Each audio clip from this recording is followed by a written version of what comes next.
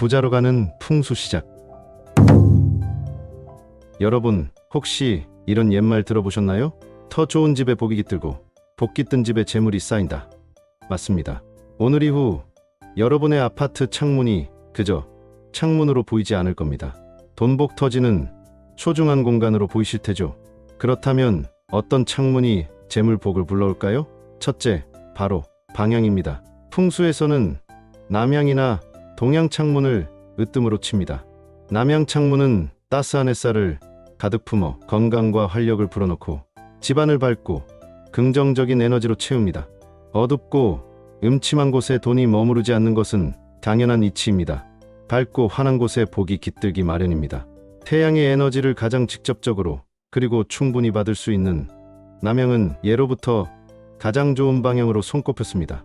햇살 가득한 집에 복이 머문다는 옛 격언도 바로 여기서 비롯된 것입니다.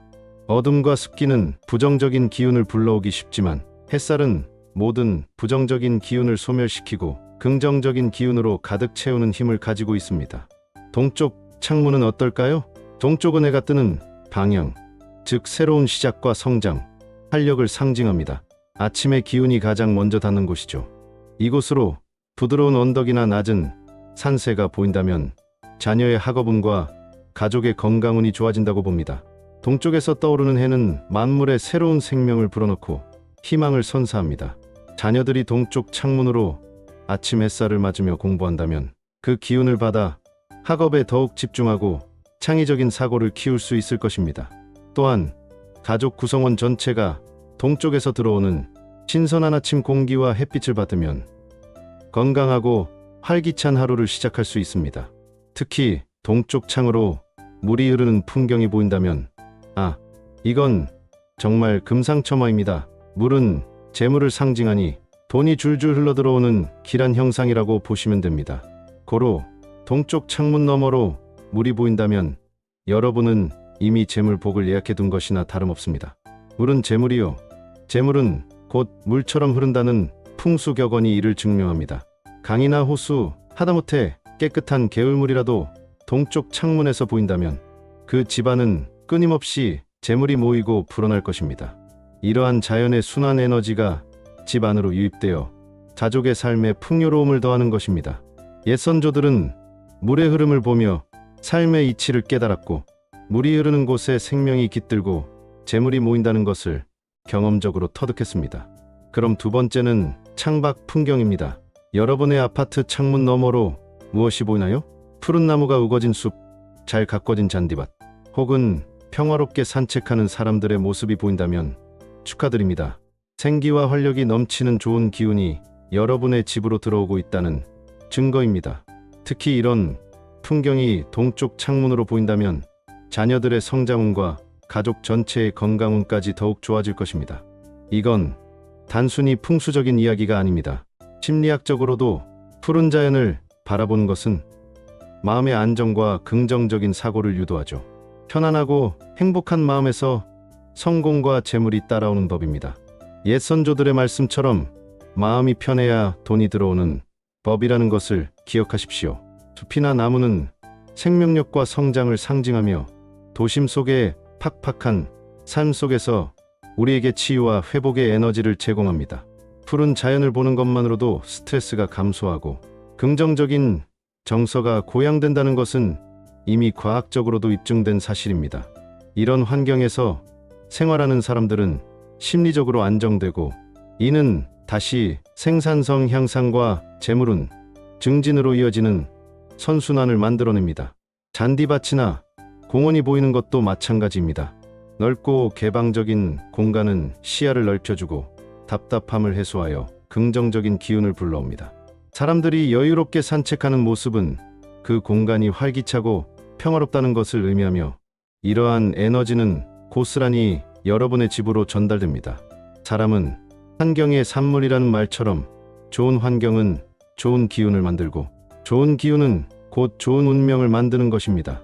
하지만 반대로 피해야 할 풍경도 있습니다. 뾰족한 전봇대나 철탑, 날카롭게 뻗은 도로가 창문 밖으로 보인다면 경계하셔야 합니다. 이런 구조물들은 풍수에서 살기, 즉 나쁜 기운을 뿜어낸다고 봅니다. 이 살기가 집 안으로 들어오면 재물운을 훼손할 수 있습니다. 마치 칼날이 집을 겨누는 형상이라 생각하시면 이해가 빠르실 겁니다.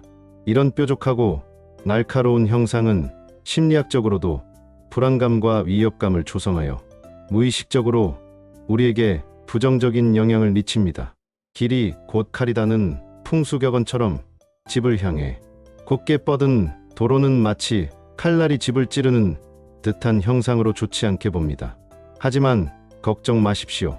이런 살기는 식물, 수족관, 풍경종 혹은 두꺼운 커튼 등으로 충분히 막을 수 있습니다. 예를 들어 뾰족한 전봇대가 보인다면 창가에 키 큰 관엽식물을 놓아 시야를 가리거나 둥근 형태의 풍경종을 달아 날카로운 기운을 완화할 수 있습니다. 어둡고 무거운 색상의 커튼을 사용하여 외부의 나쁜 기운을 차단하는 것도 좋은 방법입니다. 이는 심리적으로도 안정감과 통제감을 주어 긍정적인 결과를 이끌어낼 수 있습니다. 결국 환경을 주도적으로 변화시키려는 노력이 복을 불러오는 것입니다. 세 번째는 창문의 크기와 배치입니다. 모든 창문이 크다고 좋은 것이 아닙니다. 동쪽, 동남쪽, 남쪽처럼 좋은 기운이 들어오는 방향의 창문은 크게 만들어 빛과 좋은 기운을 충분히 받아들이는 것이 좋습니다. 하지만 서쪽, 북서쪽, 북쪽처럼 기운이 강하거나 차가운 방향의 창문은 작게 만드는 것이 좋습니다. 창문이 너무 많으면 집 내부의 기운이 밖으로 새어나갈 수 있으니 적절한 균형을 유지하는 것이 중요합니다. 과유불급이라는 사자성어가 딱 들어맞는 경우죠. 무엇이든 지나치면 독이 되는 법입니다. 예를 들어 서쪽 창문이 너무 크면 강한 서쪽 햇볕이 집 안으로 직접 들어와 기운이 너무 강해질 수 있습니다. 이는 재물운을 불안정하게 만들거나 가족 구성원 간의 불화를 초래할 수도 있습니다. 반면 북쪽 창문은 차가운 기운을 많이 들이기 때문에 작게 만들어 기운의 손실을 최소화하는 것이 좋습니다.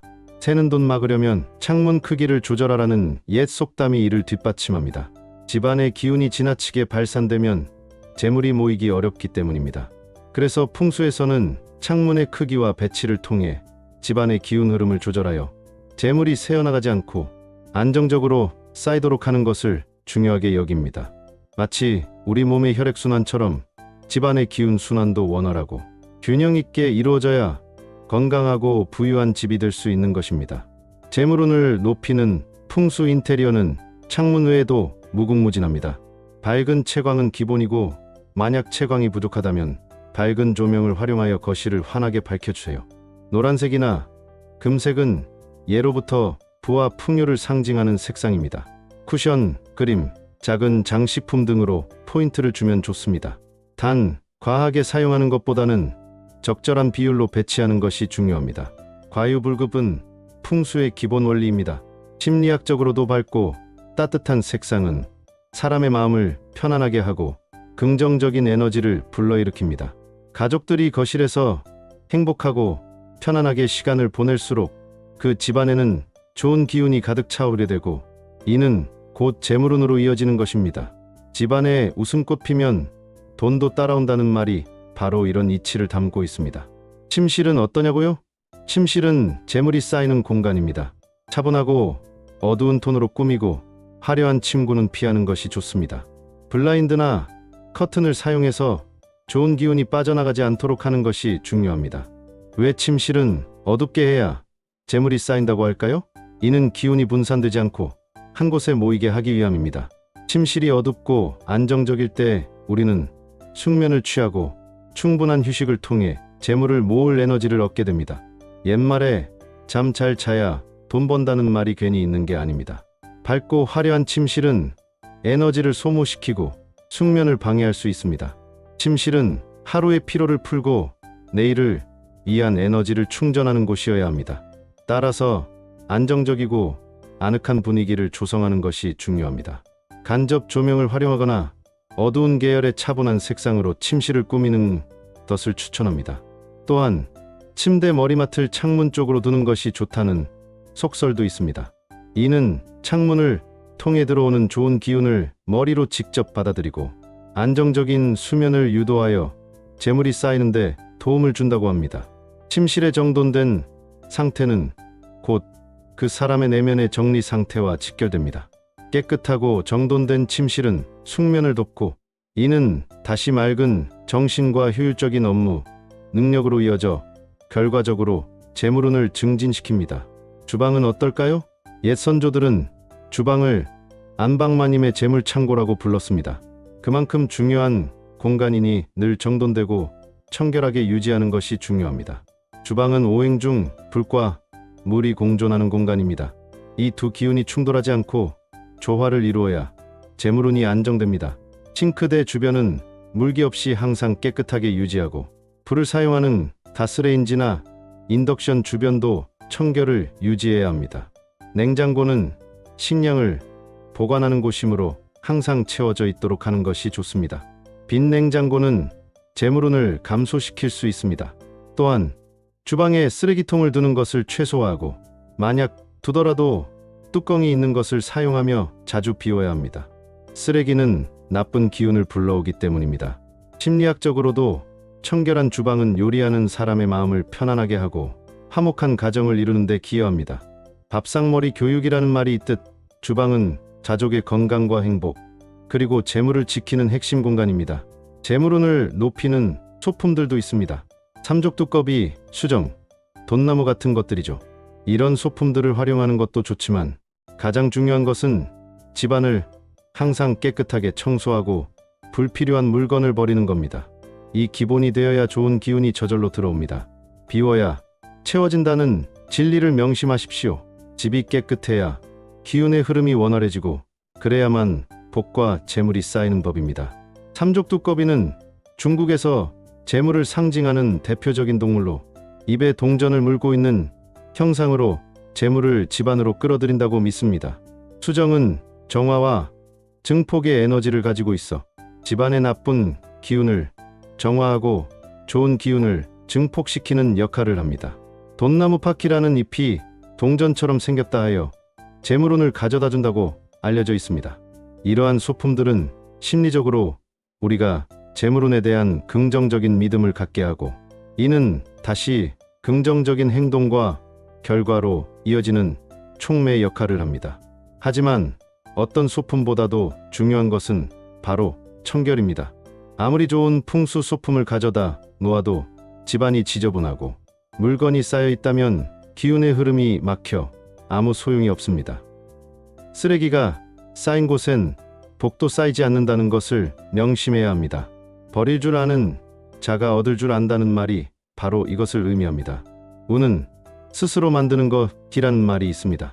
여러분의 노력이 더해질 때 풍수지리의 효과는 배가 될 것입니다.